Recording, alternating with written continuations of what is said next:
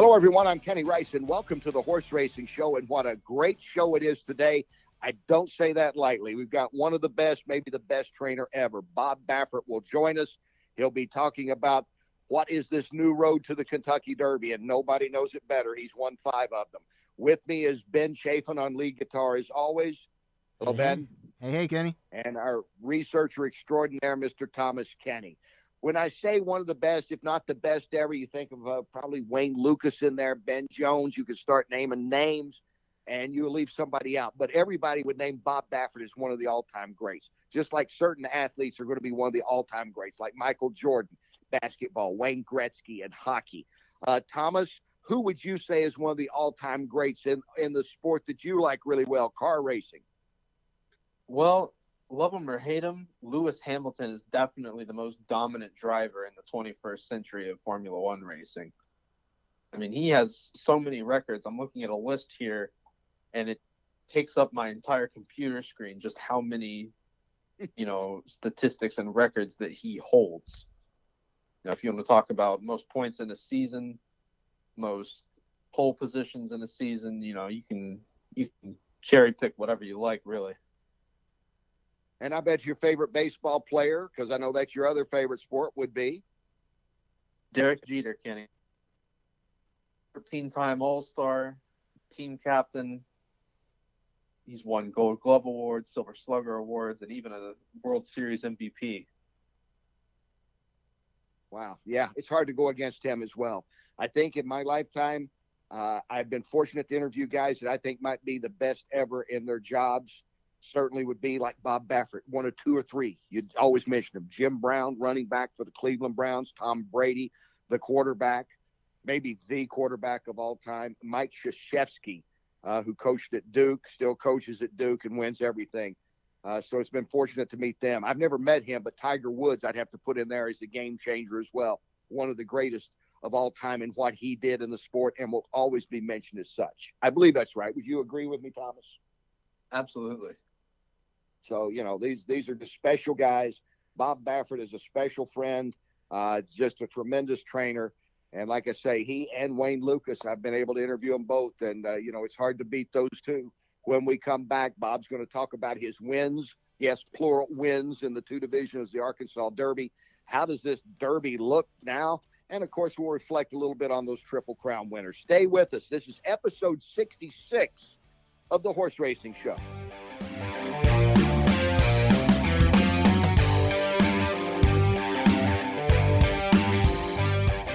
Welcome back to the Horse Racing Show. I'm Kenny Rice. Thank you for tuning in. It doesn't get any better than this. Hall of Famer Bob Baffert, 5-time Derby winner, 2-time Triple Crown winner, is back on the show, and we're thrilled with that. Bob, congratulations. A nice weekend for you, winning both divisions of the Arkansas Derby, Charlatan and Nadal. And, I happened to notice I was watching the 2015 Derby, and you won that again with American Pharoah.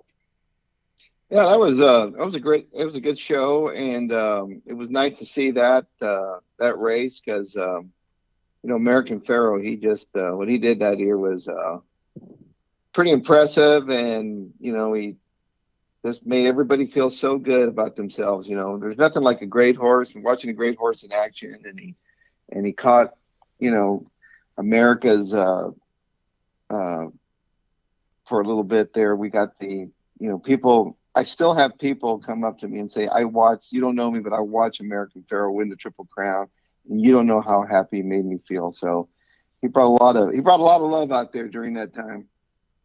That was fun to watch that back again, to see the interview that got to do with you and Bodie and all the boys, all your sons with you after the race, and to watch that horse again. I mean, that was a heck of a run that he had to win those roses that day.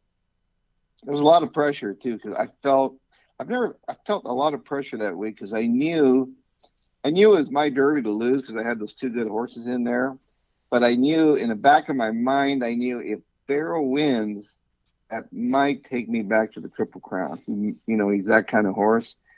And so when he got the job done, it was like, oh boy, here we go. We got another shot at it. So the Lord works in mysterious ways, and I think he just gave me a 4th shot at it.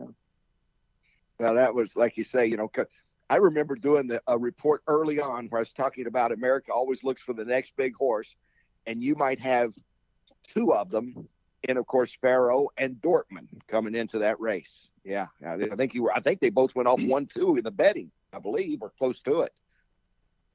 Yeah, they might have. I don't know. I was too nervous.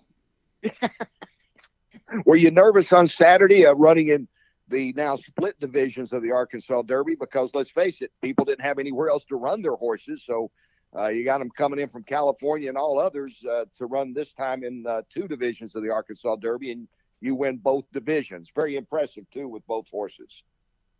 You know, I felt going in there they were trained really well and they shipped well, and I thought, you know, they should, you know, if they run their race and they have racing luck, they both should win. And they ran like they were training. We know they're really good horses. And Charlatan, he was, you know, he's stretching out. It was his third out, and he just, you know, it was in the one hole. And Martin Garcia did a great job. I said, if you get him away from there, you just put him on the lead and don't look back. I said, just he's sort of like Dyer, you know, he's all speed, and just get him out there and run them off their feet, and that's what he did. And Nadal, we knew Nadal might have to rate a little bit, sit off a horse, because we were afraid that bottom horse might show a lot of speed.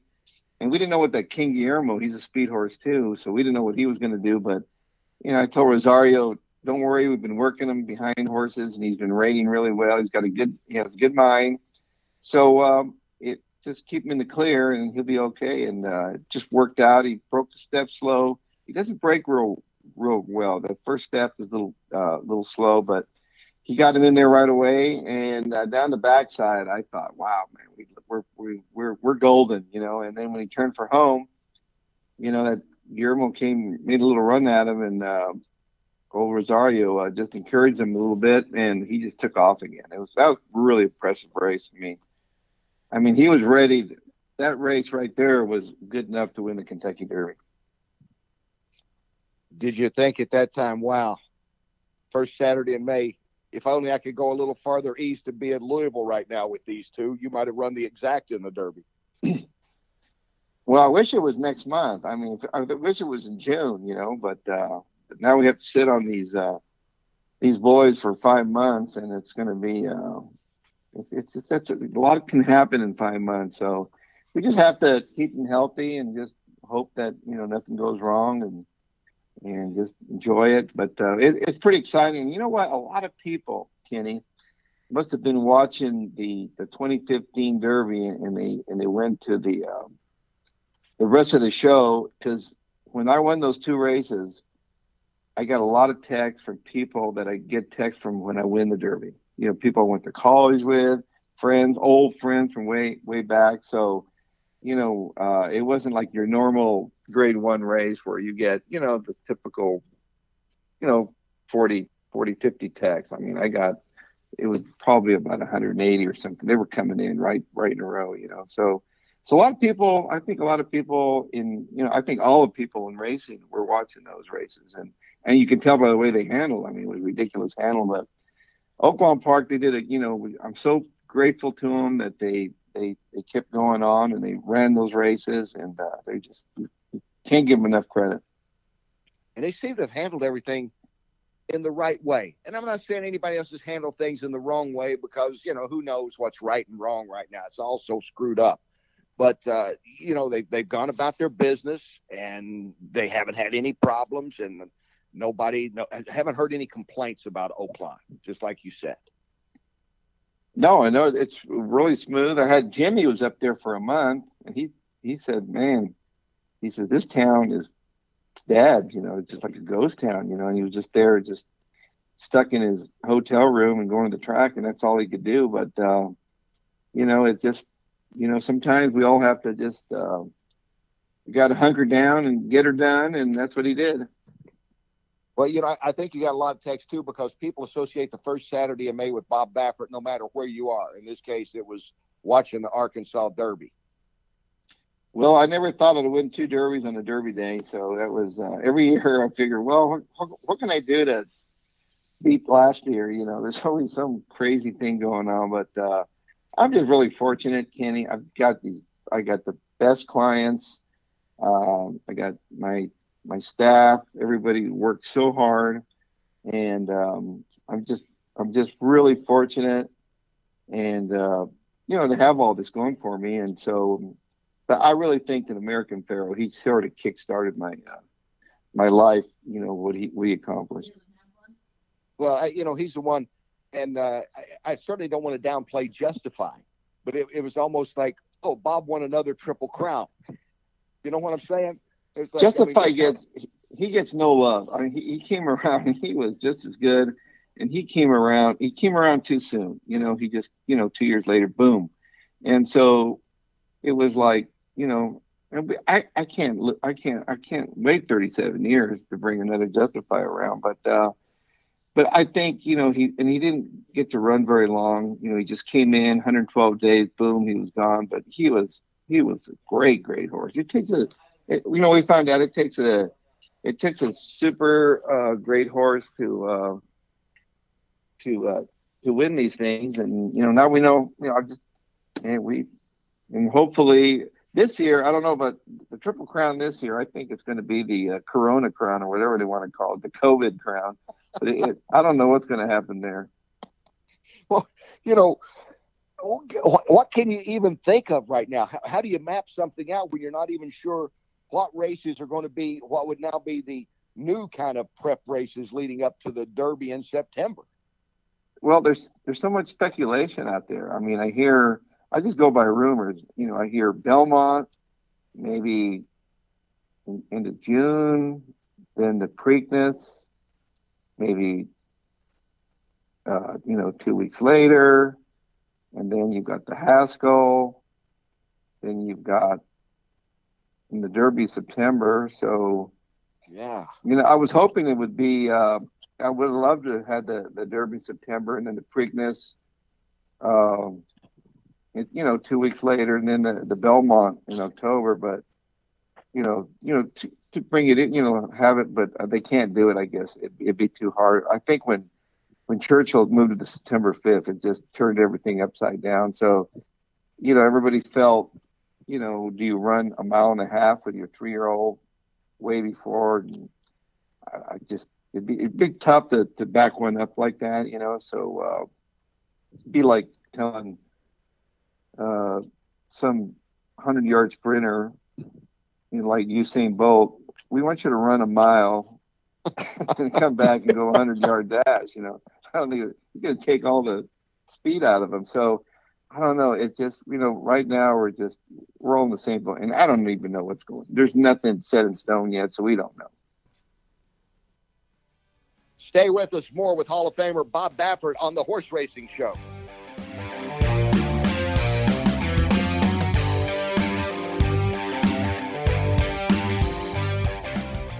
You're listening to the Horse Racing Show. We're talking with Bob Baffert, the Hall of Fame trainer who just had a big weekend, winning both of the divisions of the Arkansas Derby. And, of course, you think of Bob when you think of this time of the year. And, of course, everybody's thinking, like you said earlier, what do you do as far as thinking about,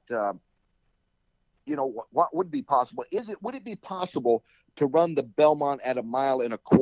And given the way things are, Bob, I mean, who's to say anything's etched in stone right now?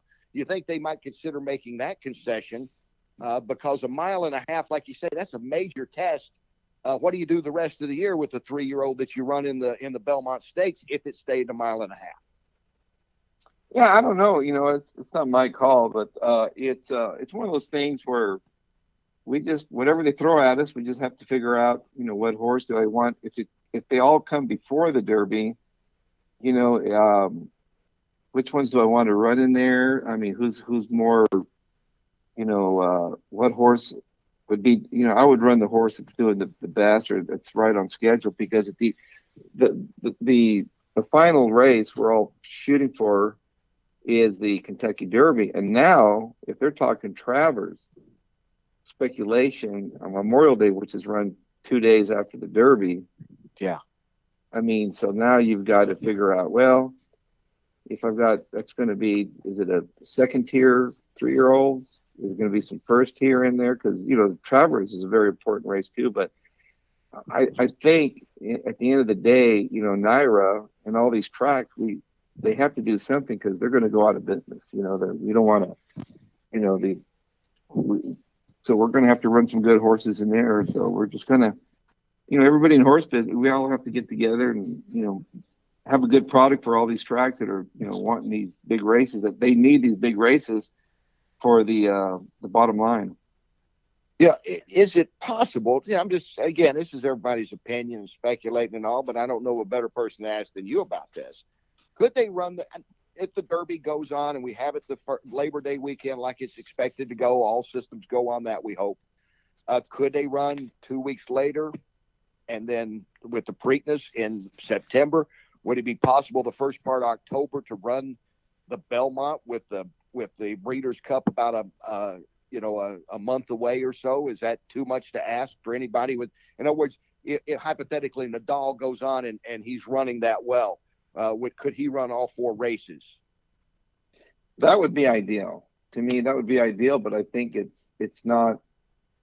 Everybody that I talk to, they just feel that with everything shut down, Naira, they count on those slot machines, and if they don't have spectators, and it's a mess right now, Kenny. That nobody, it's just a mess. And so until these governors, we just need one really brave governor to start saying, all right, let's go. We just got to be careful, be safe, be smart. If you're smart, we're going to have, the social distancing is going to go on for a couple years, and we have to be, wash our hands, be safe, and be careful. You feel sick, don't go outdoors. And we don't feel that like in California. I don't hear of anybody, like here at Santa Anita. Luckily, we've been locked down for 2 months. Nobody's gotten sick. I don't know of anybody that's gotten sick. So we've been really lucky. But everybody, we change our ways, the way we, wash your hands. Everybody stay away, and everybody's scared of it. We saw what happened in New York. So, but I think we've been educated more on this, on what we're dealing with. So now we know how to deal with it. You just can't stop your life. I think we're ready to cautiously go into it, but somebody needs to make that call, and it's a lot of pressure for these governors. So I don't know. Yeah, it's here. Like, I think most people here in Kentucky were surprised. Again, nobody's knocking the decision, but they were surprised that Keeneland canceled altogether. They didn't opt to go with the spectatorless racing, like in Arkansas, like in Florida. And I think people were surprised that they couldn't have the Derby without spectators. I just don't think that would happen. But that Churchill was shut down altogether. They couldn't even have a horse in there, and still won't have horses on the ground until May 11th. In a racing state like Kentucky, I do think that there was some surprise by that. I don't know if you were surprised that you couldn't even send a horse in. Forget Derby horses, but just a horse in prior to May 11th. Yeah, it was pretty surprising that they didn't. They were afraid of. I think they were more afraid of the people coming in there from Louisiana. I think that's why they were afraid of that. And you have a new young governor and a lot of pressure. It's a lot of pressure on them, and all it takes and is one person go in there and just sort of spread and this. There was so much fear going on at the time, and now you can understand. Okay, I think, all right, we got this figured out, and people are getting restless. They're getting restless, and so I think I see a lot of people here. They're starting to ease up, but a lot of people, they have their jobs like health departments. Here we're dealing with the health department in LA County, and they're being really strict on us. I mean, super, super strict. So, but if you don't, we have to go by their rules, or we can't be in business. But we were unnecessarily shut down because they live here in the backside. We're same people, and we had a good. The protocols were in. We didn't have any problems, but But Los Alamitos, Orange County, it's a different county, and they let them run, and but they're really strict. One problem, you're shut down. So that's what we're dealing with here. But hopefully, uh, they'll start relaxing a little bit. And you had to get politically active a little bit. I know Doug O'Neill was involved. Several people out there that said, "Hey, take notice that there's a lot of people. This is their livelihood, not just the trainers and the owners, but look at all the people that work here, be it Santa Anita or anywhere else at a racetrack. It's not just like a couple of guys who are taking care of hundreds of horses." And I think that was really important for you to bring that, to reinforce that and bring it to the attention because, Bob, I'm not even sure, even in states like Kentucky that are racing states, we'll call it, that people actually understand how many people are behind the scenes helping you and helping anybody else at their barns.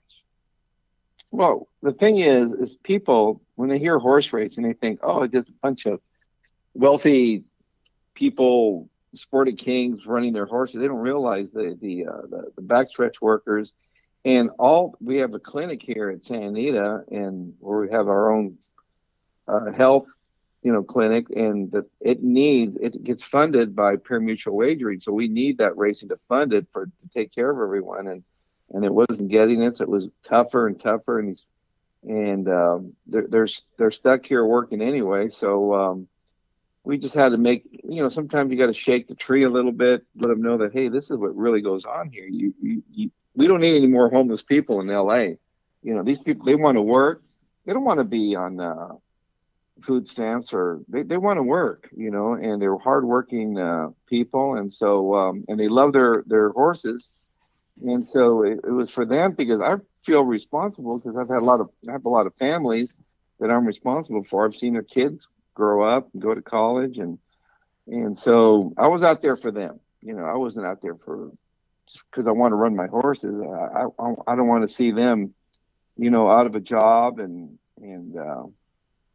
I could easily get up and leave the state of California, but I want to take. They can't do that, so we're all throwing together, and it was good. Stay with us. More with Hall of Famer Bob Baffert on the Horse Racing Show.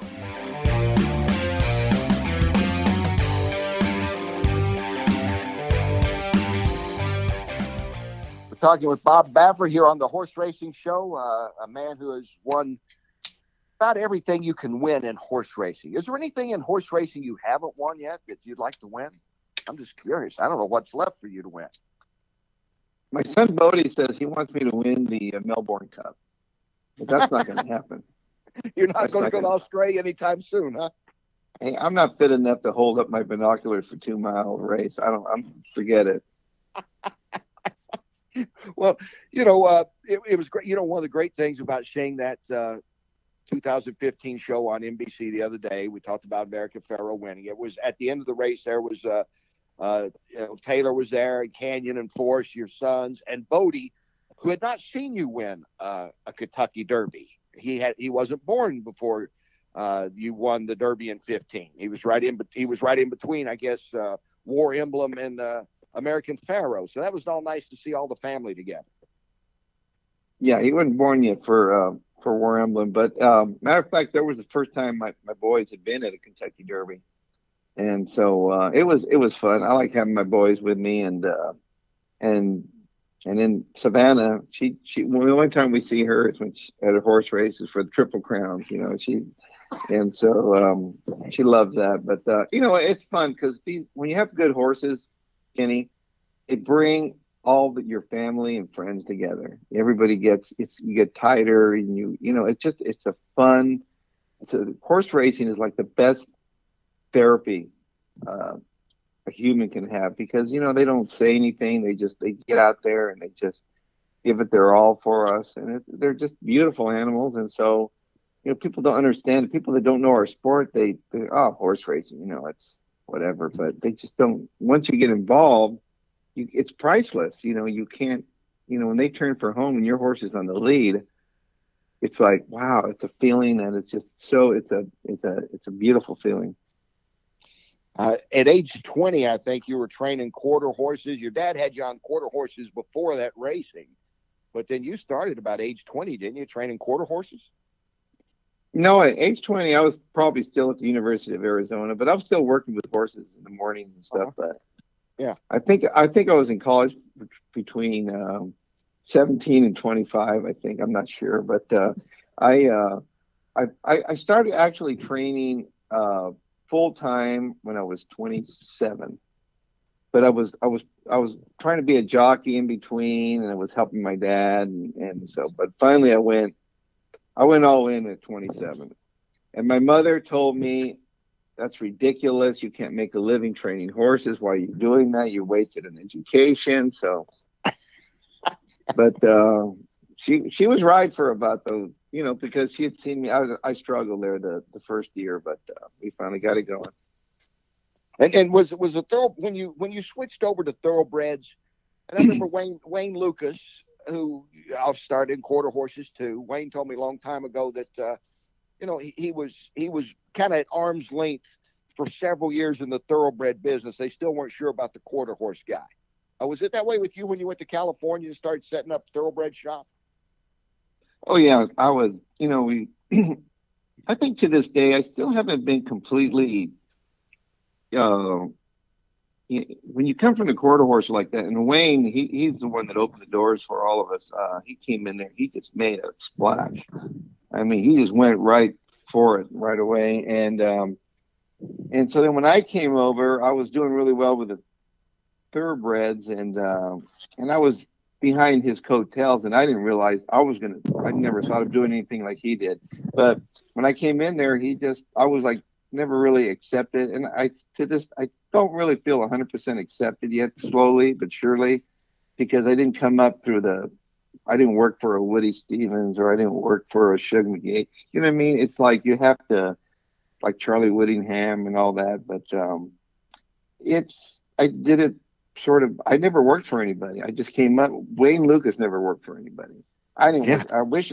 If I wish I could have worked for somebody, maybe I would have.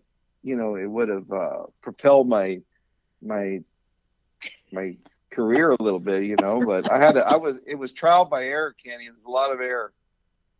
Hey, do you think if you won one more Triple Crown, Bob, it would help your status? I'm telling you, I don't know. I'm slowly getting there, but I still don't. When I read things, I still don't get. And Bob Baffert, he wins because he has all the good horses. So that's Bob Baffert. How do you feel about that? I mean, it's to me, it's almost like, well, the coach wins all the time because he gets good players. Well, there's probably a reason that he's getting the good players. There's a Yeah, reason you're getting the good horses. It just doesn't. Everybody doesn't get the good horses. you know what I see it. I see it with guys like Belichick, Nick Saban.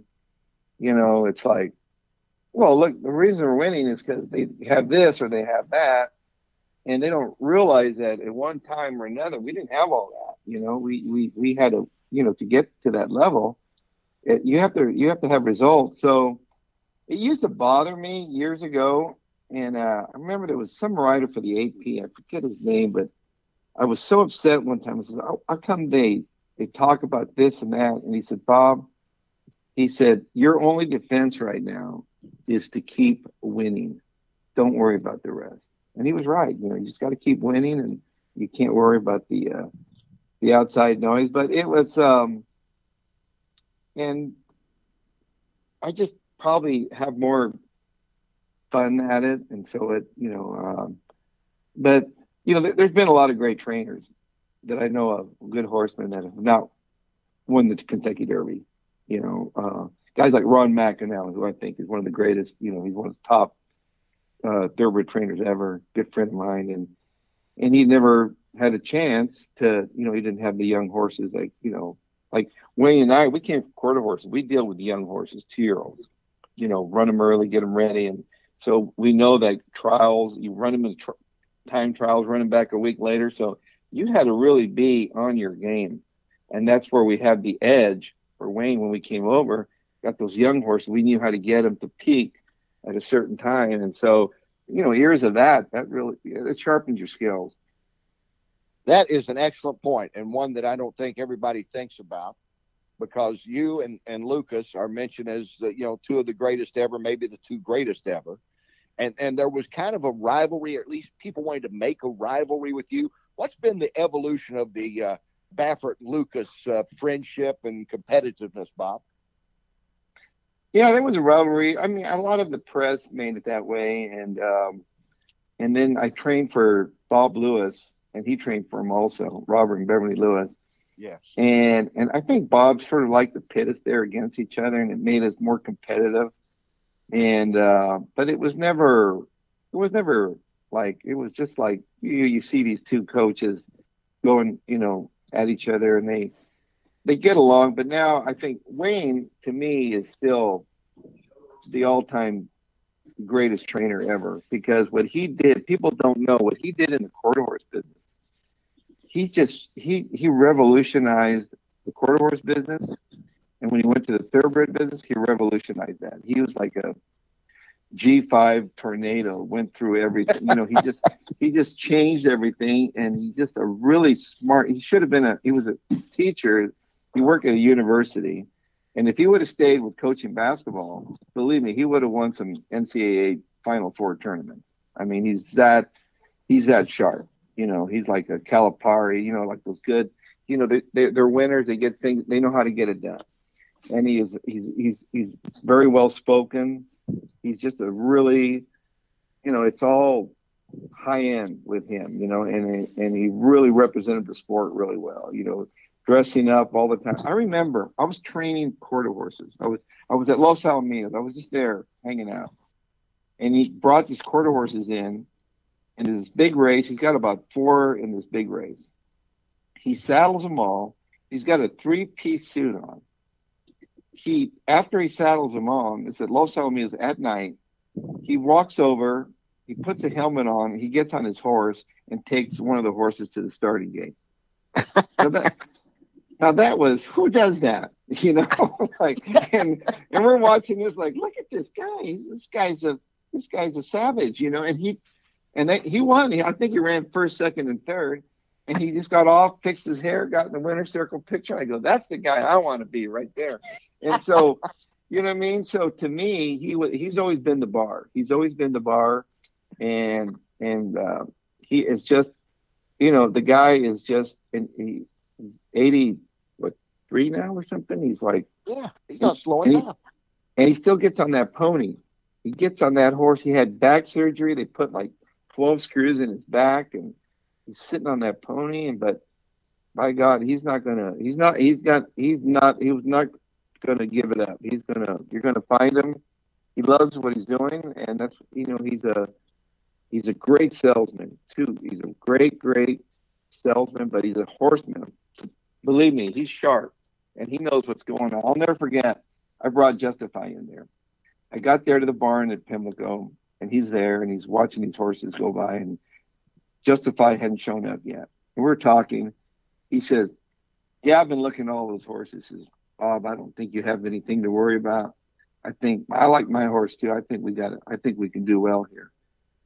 So all of a sudden, Justify comes off, and I'm leading him, and he's sitting there at the end of that barn, and I bring Justify up, and I hold him up. He'd never been up that close to him.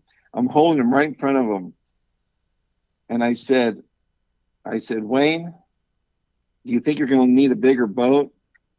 He looks at him. He says, boy, you're right. We're all in trouble.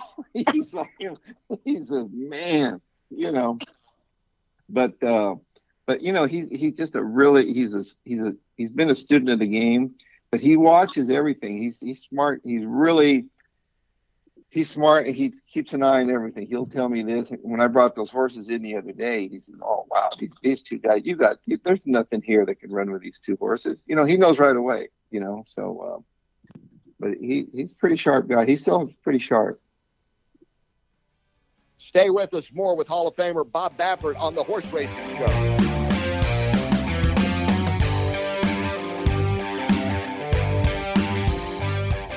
You're listening to the Horse Racing Show. We're talking with the Hall of Famer Bob Baffert.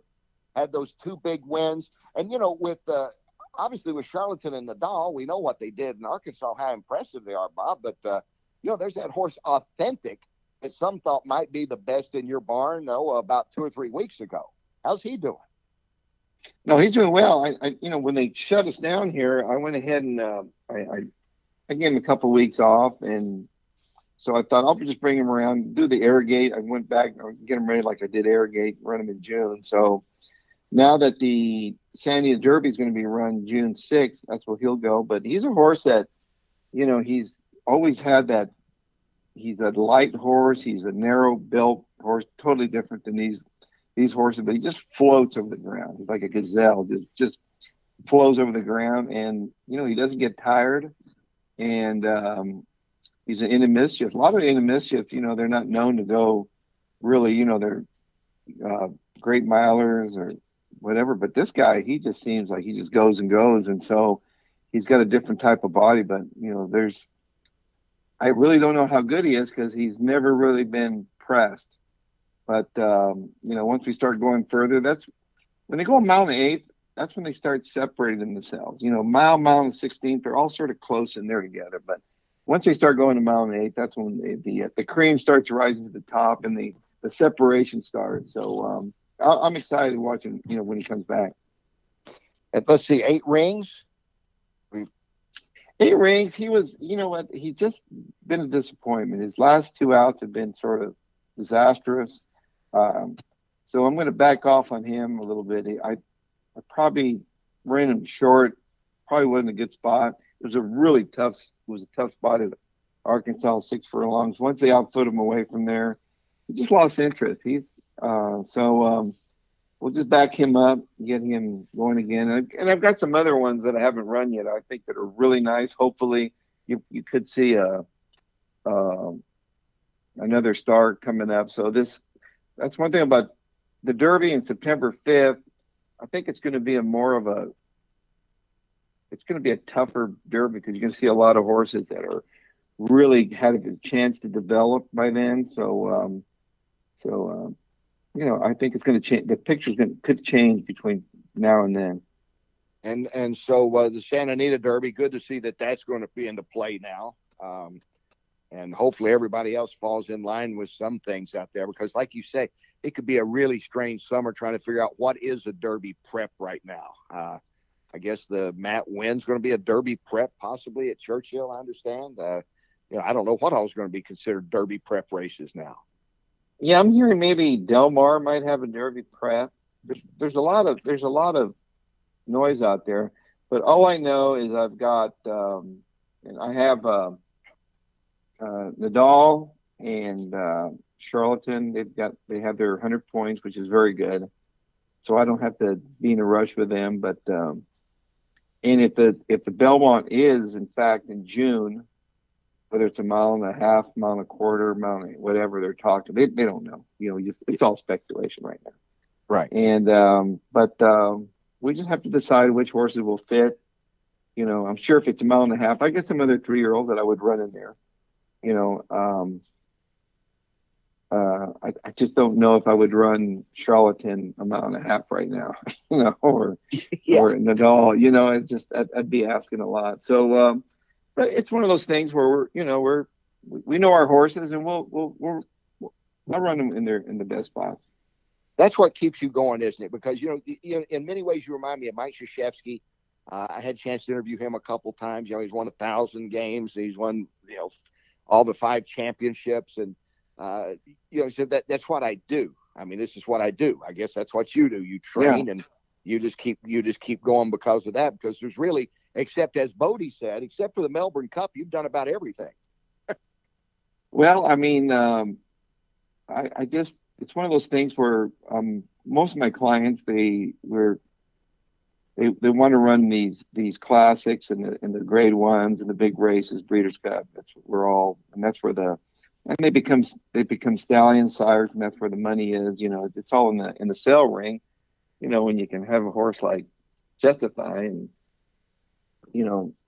sell him for $65 million, whatever it was they got for him. It's. But I'm telling you what, he was worth every cent of that. What a great horse. And I guess as a sire, the babies look unbelievable. And Pharaoh, he's starting to come with some runners. I unleashed a nice filly up there at Oaklawn, Bernice, and I've got some other ones here. So it's fun to watch the offspring. There's nothing more disappearing when you have a really good horse and you turn out they just don't replicate themselves. Just like Secretariat, Hmm. greatest horse ever, right? Right. But he just never could replicate himself. There was never, he had some nice ones, but nothing like him. So, but we're all looking for the next Secretariat. That's why that virtual race the other day, Yeah. I knew he was going to win. But see, I would have disqualified Secretariat because he wasn't wearing his blinkers, so you can't run a horse with the wrong equipment. And That's right. and Eddie Arcaro, he took out Farrell on the far turn there. I'm surprised there wasn't any blinking lights there. There was a lot of stuff going on.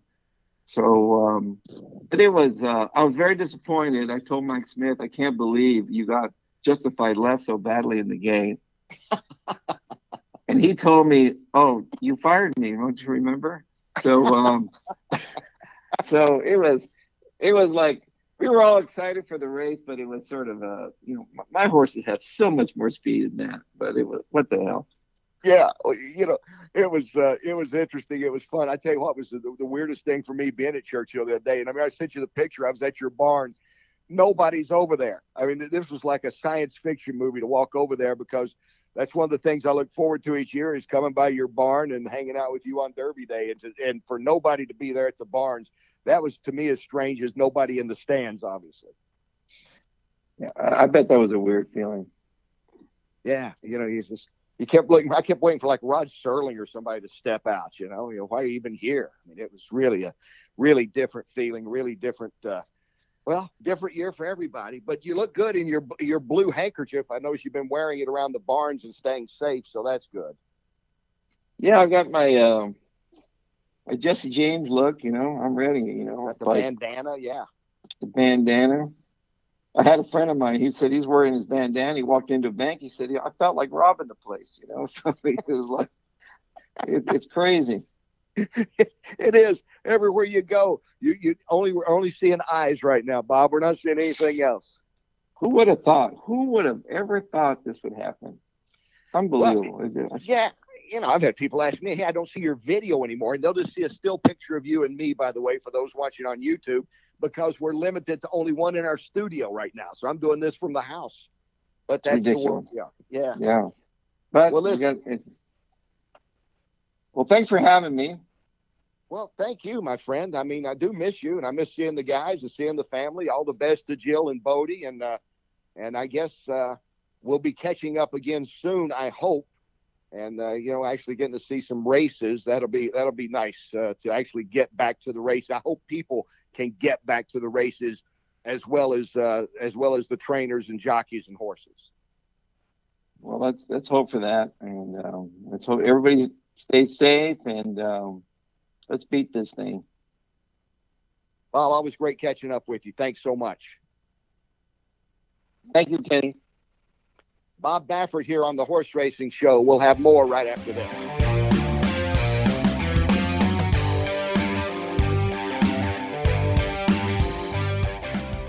Welcome back to the Horse Racing Show. Thank you for being with us again this week. Thank you, Ben Chaffins. Thank you, Thomas Kenny.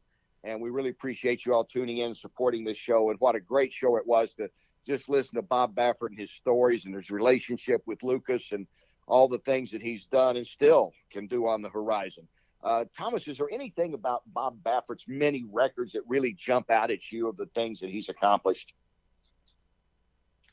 Well, it's hard to go against 2 Triple Crown wins. Exactly. I believe there's only one trainer who has ever done that besides Bob, and that was back when, in order to compete in the Triple Crown, you really had to have a horse from one of the rich dynasty farms. Yeah, pretty much. Yeah, that was Sonny Jim Fitzsimmons is the only guy that's done that until Baffert did it. And, 7 Preakness, 3 Belmonts, 15 Breeders' Cups, 3 Dubai World Cups. And like he said, it really means a lot to have his family with him. And that's always been fun, is to hang around with Bob and his family on the road to the Derby or any of the big Triple Crown races, and that's just a special moment. And like he said, he's driven by the fact, just like any good coach or any good player, when you succeed, you want to succeed more. And it's not by chance that he gets these great horses every year. And certainly right now, Nadal and Charlatan might run 1-2 if the Derby will run next week, say. But the good thing is Churchill Downs is going to be back in business. May 11th, they open the gates for the horses to come to the barns. They'll start racing later that week, and that is promising news out there. Promising news is all we're hoping for, like the Santa Anita Derby coming up and the new road to the Kentucky Derby.